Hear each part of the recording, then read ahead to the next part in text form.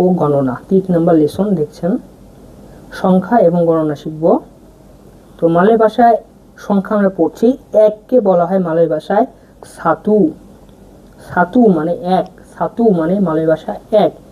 দুইকে মালয় ভাষায় বলা হয় দুয়া, ডিইউএ, দুয়া, দুয়া মানে হলো দুই, দুই দুয়া, সেম আছে অনেকটা।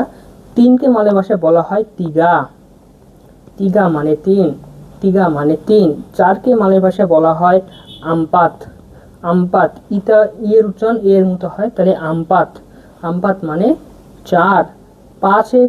পাঁচকে বলা হয় লিমা, লিমা মানে পাঁচ, লিমা মানে পাঁচ। ছয়কে বলা হয় এনাম, এনাম মানে ছয়। সাতকে মালয় ভাষায় বলা হয় তুজুহ, তুজুহ মানে সাত, তুজুহ মানে সাত। আটকে মালয় ভাষায় বলা হয় লাপান, লাপান মানে আট। নয়কে বলা হয় সেমবিয়ান, সেমবিলান, সেমবিলান মানে নয়, সেমবিলান মানে নয়। আর সর্বশেষ 10কে মালয় ভাষায় বলা হয় সেপুলু, সেপুলু মানে 10, সেপুলু মানে 10। আমি আবার পড়ছি। আমরা পড়ছিলাম মালয় ভাষার সংখ্যা এবং গণনার নাম্বারস। এককে বলা হচ্ছে সাতু, সাতু মানে এক।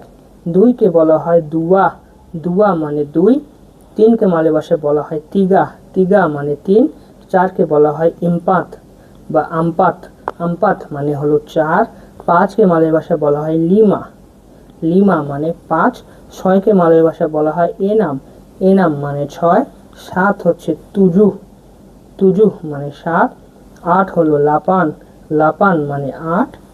নয় হলো সেমবিলান, সেমবিলান, দেখুন সেমবিলান মানে নয়। আর 10 হলো সেপুলু, সেপুলু মানে 10। এখন আমরা একটা উদাহরণ দেখছি, দেখুন।